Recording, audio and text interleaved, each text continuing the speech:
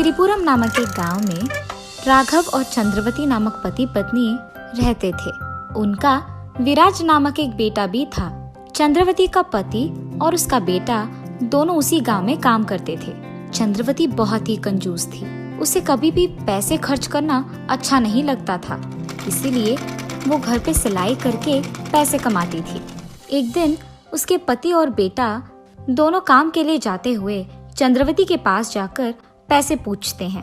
माँ, मुझे अपने दोस्तों के साथ बाहर जाना है, मुझे 500 रुपए दीजिए ना। चंद्रवती, मुझे भी आज 100 रुपए की जरूरत है। उन दोनों के ऐसे पूछने पर वो अंदर जाकर पैसे लेकर बाहर आती है। बेटा, ये लो 100 रुपए, और सुनिए, ये लीजिए 10 रुपए। तुम दोनों ने पूछा इसलिए इतना तो भी पैसे मैंने दिया, वरना मैं ये भी नहीं देती। तुम दोनों को पैसे बचाना सीखना होगा।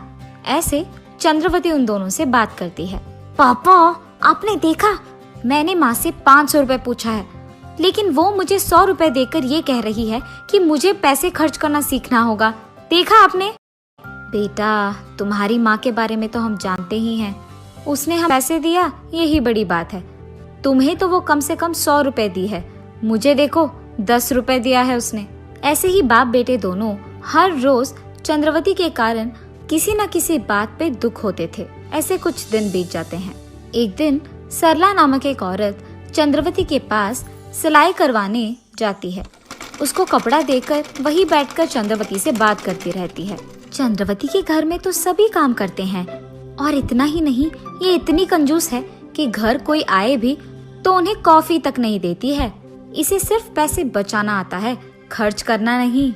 इसीलिए मुझे अपने बहन की बेटी का रिश्ता यहाँ लाकर चंद्रवती के बेटे से उसकी शादी करवानी होगी। ऐसे ही वो भी खुश रहेगी।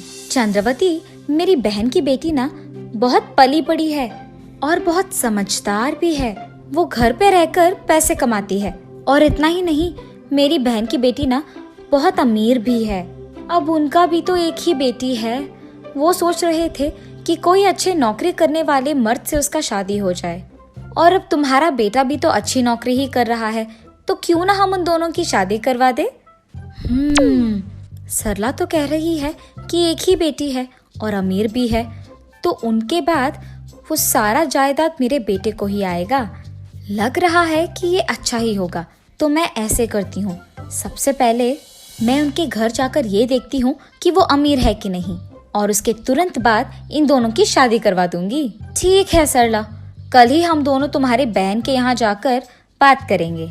ये फैसला करके चंद्रवती अगले ही दिन सरला के बहन के घर जाकर उनका घर को बड़ा देख आश्चर्यचकित हो जाती है। खुशी से वो उसके घर जाकर उसके पति को जो कुछ भी हुआ समझाती है, और उसके तुरंत बाद कुछ ही दिनों में वो सरला की बहन की बेटी कल्पना से उसके बेटे का शादी करवा देती है। अब क्योंकि कल्पना नई नवेली बहू थी, चंद्रवती उसका बहुत अच्छा ख्याल रखती है। ऐसे कुछ दिन बीत जाते हैं। एक दिन चंद्रवती अपने बहू को रसोई घर में सब्जी काटते हुए देख उसके पास जल्दी जाती है। बाप रे कल्पना, तुम्हें इतनी सारी सब्जी काटने की क्या जरूरत थी? आज से तुम मुझे बताए बिना सब्जी मत काटो। फिलहाल तुम सिर्फ इन 4 टमाटर को काट कर खाना पकाओ, और उसमें मिर्ची पाउडर ज्यादा डालो, और बस सभी के लिए ये ठीक रहेगा। ऐसे कहकर वो उसके बहू के बगल में ही रहकर उससे सब्जी बनवाती। इतने में बाहर से सब्जी वाले को सुनकर कल्पना बाहर जाती है। कल्पना को वहां जाते देख चंद्रवती भी उसके पीछे वही जाती है। भैया, 1 डजन केले का सब्जी दीजिए। बेटा, 1 डजन केले के सब्जी का कितना दाम है? जी, वो 60 रुपए है। बाप रे, क्या 60 रुपए? तो फिर तुम मेरे बहू को 1 डजन मत दो, 10 रुपए में जितना आएगा उतना ही दो। ऐसे कहकर वो सब्जी बेचने वाले को सिर्फ 10 रुपए देकर वहाँ से चली जाती है। इसी कारण तो सब्जी वाला कल्पना को सिर्फ 10 रुपए के सब्जी देता है। चंद्रवती के ऐसे करने के कारण कल्पना उसी के बारे में सोचते हुए गुम हो जाती है, इतना कि वो उसके पति का आना भी नहीं देखती है। अरे क्या हुआ कल्पना, तुमने तो मेरा आना भी नहीं देखा, इतना क्या सोच रही हो? उसके पति के ऐसे पूछने पर जो कुछ भी हुआ वो उन्हें समझाती है। अरे कल्पना, तुम माँ के बारे में इतना सोच रही हो, फिक्र मत करो, माँ बचपन से ऐसे ही है, वैसे मैंने सोचा कि तुम्हें शादी से पहले ही माँ के बारे में सब कुछ पता है। मेरी माँ ने हमारी शादी इसलिए करवाई है क्योंकि तुम अमीर हो, इसलिए उन्होंने तुम्हारे पास दहेज भी नहीं लिया। ज्यादा सोचो मत, बस माँ की बात मान लो। तो इसका मतलब ये है कि मेरी सासू माँ पैसों को ज्यादा गौरव देती है। मुझे कुछ भी करके उनको सबक सिखाना होगा, वरना ये भी हो सकता है कि वो मुझे एक न एक दिन घर से बाहर निकाल दे। इससे पहले मुझे उनका बर्ताव बदलना होगा। ये फैसला करके वो अगले दिन उसके सासू माँ के आने से पहले ही खाने में ज्यादा सब्जी और कम मिर्ची पाउडर डालकर बनाती रहती है। अरे कल्पना, मैंने तुम्हें पहले ही बोला है कि मुझे ऐसे बताए बिना खाना मत पकाओ। तुम इतने सारे सब्जी डालकर खाना क्यों बना रही हो? सासू माँ, हमारे घर में खाना ऐसे ही बनता है। हम कम सब्जी डालकर ज्यादा मिर्ची पाउडर डालकर नहीं बनाते हैं। और तो और सब्जी जब हम खरीदते हैं तो सारे घर वालों के लिए खरीदते हैं, ऐसे 10 रुपए का सब्जी नहीं खरीदते हैं। इतने में बाहर फल बेचने वाला आता है। उसकी आवाज सुनते ही कल्पना बाहर जाकर उसके सासू माँ के सामने ही सारे प्रकार के फल को 1-1 किलो में लेती है।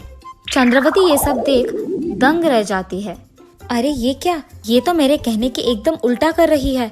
अब अगर मैं ज्यादा पूछूं तो शायद ये और पैसे खर्च कर देगी, इसीलिए मेरा चुप बैठना ही बेहतर है। ये सोचकर चंद्रवती वहाँ से चली जाती है। लेकिन कल्पना तब से जानबूझकर उसके सासू माँ के सामने आते जाते सारे लोगों से कुछ ना कुछ खरीदती रहती थी। ऐसे कुछ दिन बीत जाते हैं। एक दिन जब कल्पना ढेर सारे सब्जियां खरीदकर घर के अंदर जा रही थी, चंद्रवती उसे देख ऐसे कहती है, ये क्या है कल्पना, रोज रोज तुम्हारा खर्चा बढ़ ही रहा है। मैंने सोचा अगर मैं चुप रहूंगी तो तुम्हें खुद समझ आ जाएगा, लेकिन तुम तो अभी रुकने वाली नहीं हो। अरे सासू माँ, अगर अब हम खाना ठीक से नहीं खाएंगे तो जितना पैसे हमें सब्जी खरीदने पे खर्च करना है उससे कहीं ज्यादा अस्पताल के बिल पे खर्च करना होगा। इसीलिए हमें अच्छा खाना खाकर स्वस्थ और तंदुरुस्त रहना होगा।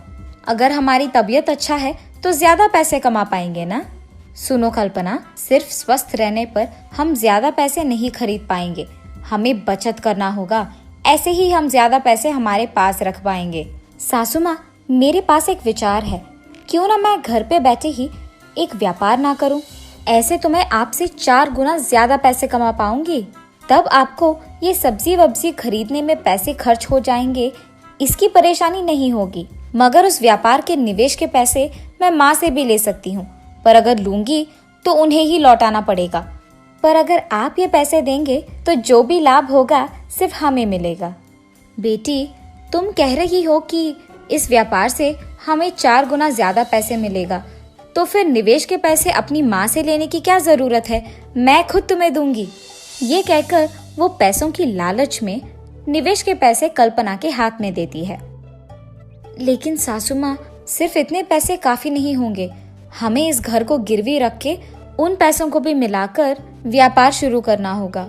चंद्रवती कल्पना के ऐसे कहने पर आगे पीछे सोचे बिना, उसके पति और बेटे को भी बताए बिना घर को गिरवी रख के आए हुए पैसों को कल्पना के हाथों में देती है। ये होकर 1 साल बीत जाता है। उसके बावजूद कल्पना कोई भी पैसे चंद्रवती को लाकर नहीं देती है। ये देख चंद्रवती परेशान हो जाती है। चंद्रवती कल्पना के पास जाकर उसके पैसे पूछती है। हाँ सासू माँ, आपने मुझे पैसे कब दिया, और आप मुझे भला देंगी भी क्यों? कल्पना के मुंह से ये बातें सुनकर चंद्रवती चौंक जाती है और उसके बेटे विराज को जाकर जो कुछ भी हुआ बताती है। माँ, आप फिक्र मत करो, मैं अपनी बीवी के पास जाकर ये पता करूंगा कि उसने आपके पैसे क्यों नहीं लौटाए। उसके माँ से ये कहकर विराज उसके कमरे में जाकर सोच में पड़ जाता है। मेरी माँ अगर इतना दुखी है तो इसका मतलब यही है कि मेरी बीवी ने उनसे पैसे लिया ही होगा। लेकिन मेरी बीवी तो अमीर है, वो माँ से भला पैसे क्यों लेगी? कल्पना से पूछकर भी कोई फायदा नहीं है, इसलिए मुझे ही उसके बारे में सच पता करना होगा। ये फैसला करके वो शहर में रह रहे उसके बीवी के रिश्तेदारों के पास जाकर सच का पता लगाता है। तब उसे ये पता चलता है कि उसकी बीवी अमीर ही नहीं है। कल्पना के माँ बाप ने उसकी माँ चंद्रवती से झूठ कहा था। ये सुनकर विराज दंग रह जाता है और घर आते ही उसके माँ के सामने ही कल्पना का सच पूरा बाहर निकाल देता है। क्या तुम अमीर नहीं हो? देखो कल्पना, तुम अमीर नहीं हो ठीक है, लेकिन तुमने मेरे पास जो पैसे लिया है वो तो लौटा दो। सासू माँ, मुझे माफ कीजिए। जो पैसे आपने निवेश के लिए दिया था उससे मैंने व्यापार शुरू तो किया, लेकिन मुझे नुकसान भुगतना पड़ा और अब मेरे पास कोई पैसे नहीं है। मुझे पता नहीं चल रहा था कि आपको मैं ये कैसे बताऊं, इसीलिए मैंने झूठ कह दिया कि आपने मुझे पैसे ही नहीं दिया। कल्पना की इन सारी बातें सुनकर चंद्रवती आश्चर्यचकित हो जाती है और इसी बारे में सोच सोचकर वो बीमार पड़ जाती है। चंद्रवती को ऐसे देख विराज अस्पताल से डॉक्टर घर लेके आता है और वो डॉक्टर चंद्रवती का जांच पड़ताल करके यही बताता है कि उन्हें अच्छी पोषक आहार खाना है और समय पर दवाई भी लेना है। सिर्फ और सिर्फ तब वो ठीक हो सकती है। डॉक्टर के ऐसे कहने पर विराज हर रोज आए हुए पैसों से उसकी माँ की दवाइयाँ खरीदकर, उनके लिए सारे प्रकार के फल खरीदकर उन्हें खिलाते हुए, उनकी देखभाल करते हुए उनके पास ही रहता है। ऐसे कुछ दिन बीत जाते हैं। एक दिन चंद्रवती उसके बेटे को दवाइयों के लिए पैसे खर्च करना देख बहुत निराश होती है। उसको ऐसे निराश देख विराज उनके पास जाकर ऐसे पूछता है, माँ, आप अब भी पैसों के बारे में सोच रही हैं? नहीं बेटा, मैं अपनी सेहत को खराब करके तुमसे ऐसे पैसे खर्च करवा रही हूँ। माँ, मुझे इन पैसों से बढ़कर आपका सेहत है। आप पहले इस सब का चिंता छोड़कर खुश रहिए। आप सिर्फ ठीक से खाना खाइए और स्वस्थ रहिए। कम से कम अब तो पैसों का चिंता करना छोड़ दीजिए। माँ, तुम सही कह रहे हो बेटा।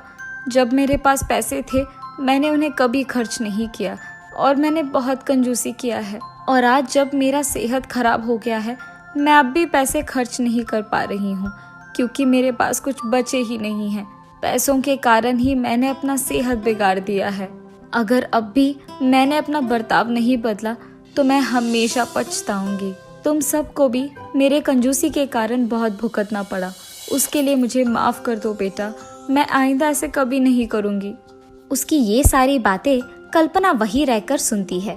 मुझे माफ कीजिए सासू माँ, मुझे पता है कि आपने मेरी शादी आपके बेटे से इसीलिए करवाई है क्योंकि मैं अमीर हूँ, लेकिन मेरे अमीर ना होने के बारे में आपको पता लगने के बावजूद आप में कोई बर्ताव नहीं आया। इसीलिए मैंने आपको सच नहीं बताया कि आपके पैसे मेरे पास सुरक्षित है।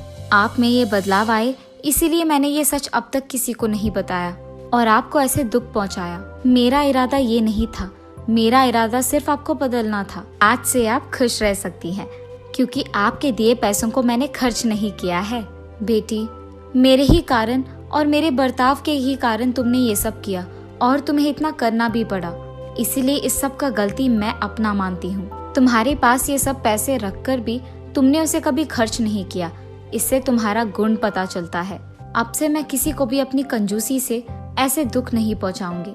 ये वादा करके चंद्रवती उसके बर्ताव में बदलाव लाती है और उसके घर और परिवारवासी सारे खुश रहते हैं।